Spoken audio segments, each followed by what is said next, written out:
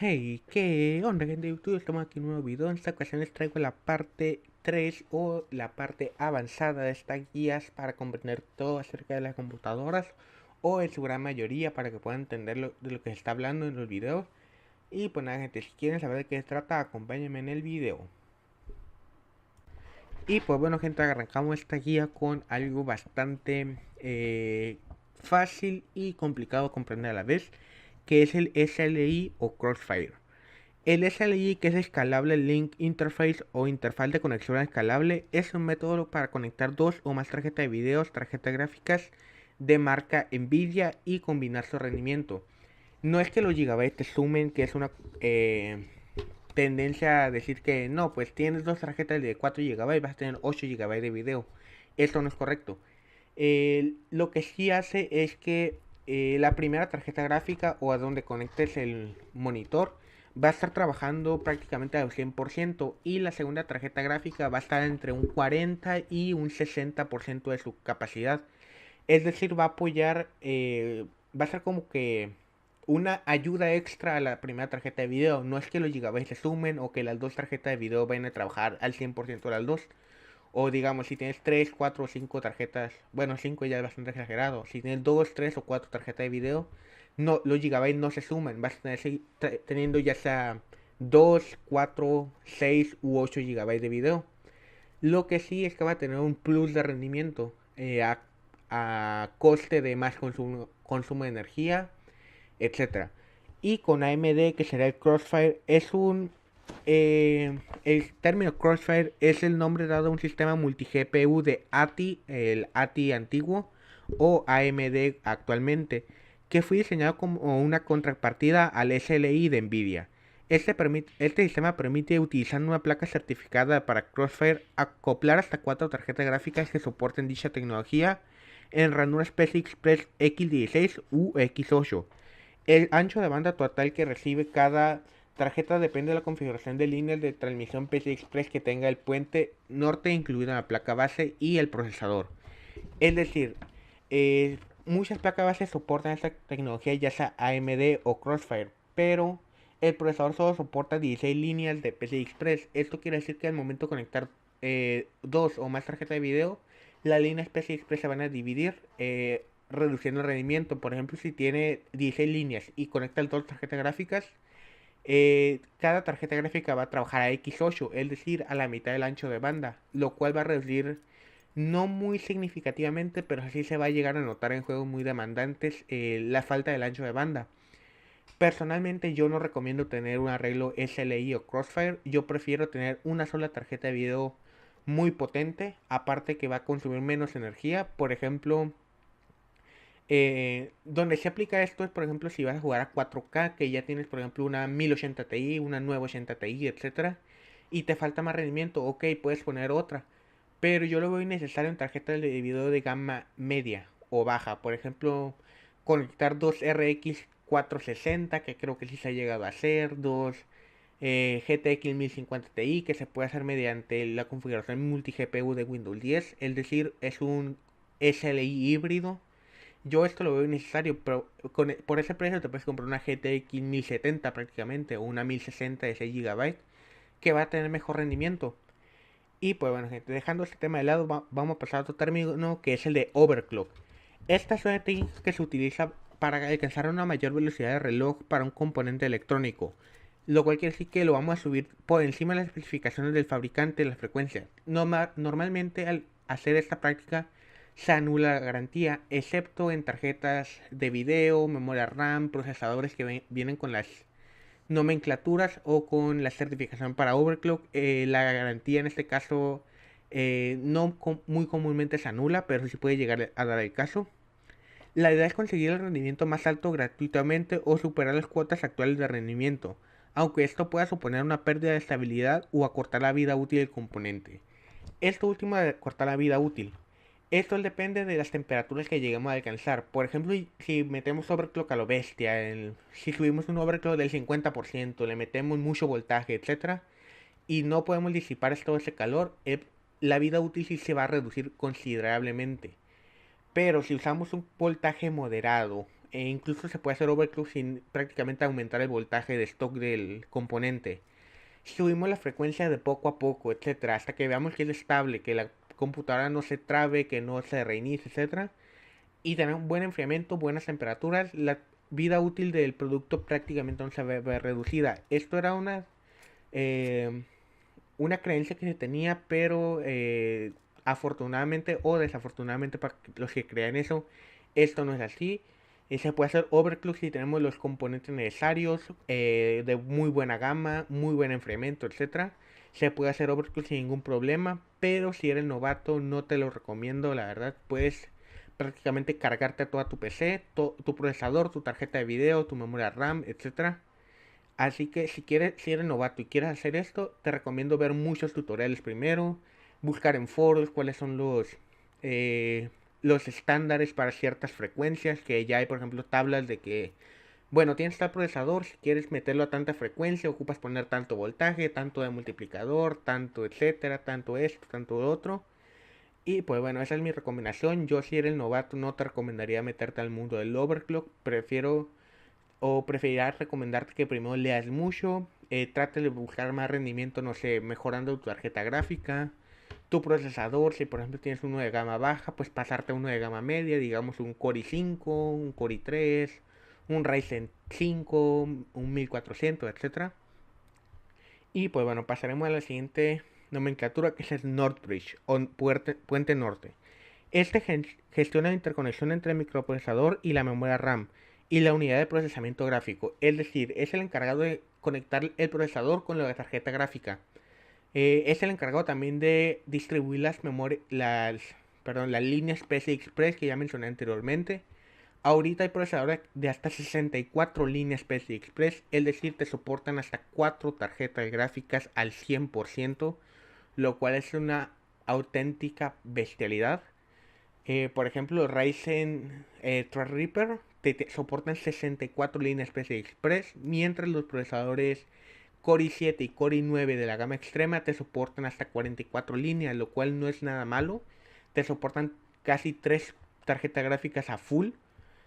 Pero bueno, si te quieres tener el mayor desempeño, vete por un procesador de las más líneas PCI Express que tengas, siempre y cuando vayas a conectar más de un dispositivo PCI Express, digamos más de una tarjeta gráfica y un M.2, etcétera. Te recomiendo irte por el procesador con más líneas PCI Express que encuentres.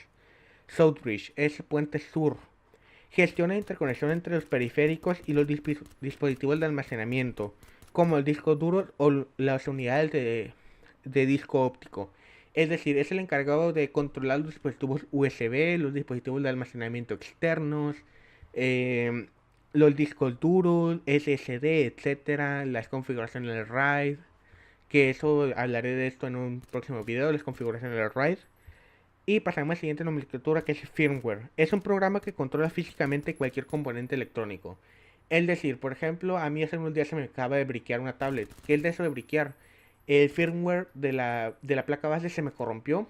Ocupo flashearlo o lo que sería volverlo a instalar.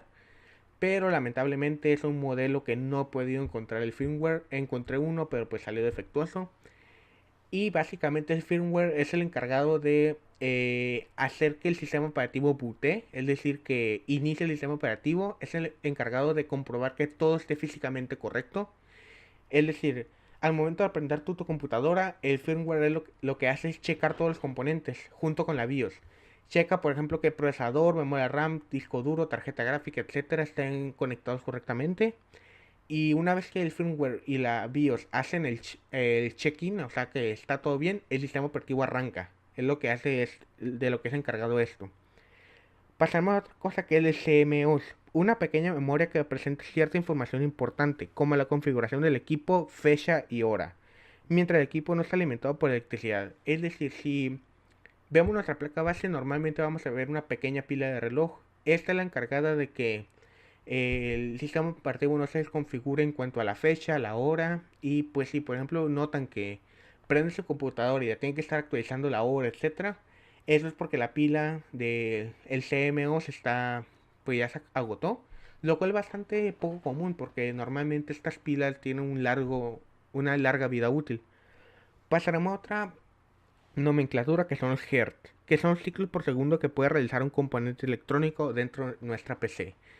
Actualmente esto ya no se mide en Hertz, sino que se mide prácticamente en gigahertz. Por ejemplo, tenemos un procesador, yo en mi caso tengo un procesador de 3.4 gigahertz, mi memoria RAM es de 1600 megahertz o 1.6 gigahertz.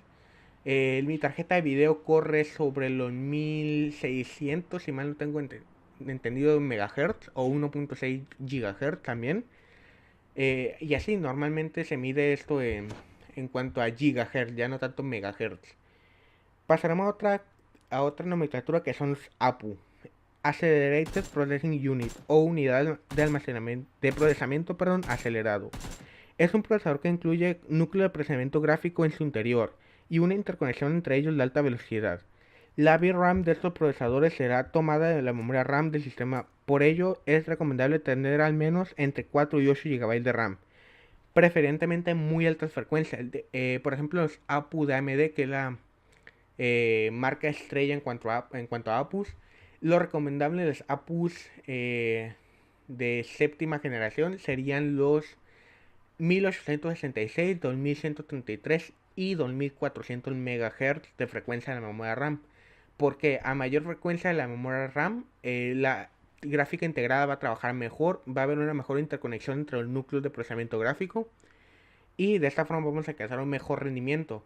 Aparte de que se puede decir que el núcleo gráfico se puede overclockear también, pero obviamente regresamos a lo mismo. No, si eres novato no te recomiendo hacer el overclock a menos de que ya tengas buenos conocimientos, haya leído mucho, etcétera. Y dice, a ver, me perdí. Preferentemente muy alta frecuencia, debido a que estas influyen en el rendimiento del APU. A mayor frecuencia, mayor rendimiento. Esa es una pequeña regla que se deben de grabar al momento de comprar un APU. Estos procesadores vienen, por ejemplo, en configuraciones de 2 núcleos de procesamiento computacional y 6 núcleos de procesamiento gráfico. O 2 de procesamiento normal y 4 de gráficos. O 4 de procesamiento normal y 8 de gráficos, que son los más potentes, se puede decir. Pasaremos a otra nomenclatura que es la configuración RAID. En informática, el acrónimo RAID, en inglés Redundant Array of Inexpensive Disk, o más común aliado Redundant Array of Independent Disk, traducido como conjunto redundante de discos independientes. Hace referencia a un sistema de almacenamiento con datos en tiempo corto que utiliza múltiples unidades de almacenamiento de datos, como discos duros, HDD o SSD, entre los que se distribuyen o replican los datos, dependiendo de la configuración a la que suele llevarse el nivel. Los beneficios de un RAID respecto a un único disco duro son varios, o varios de los siguientes: mayor integridad o mayor tolerancia a fallos, mayor throughput, rendimiento o mayor capacidad.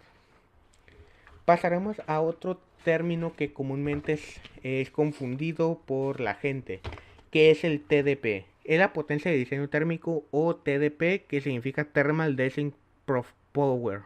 Thermal Design Power, perdón.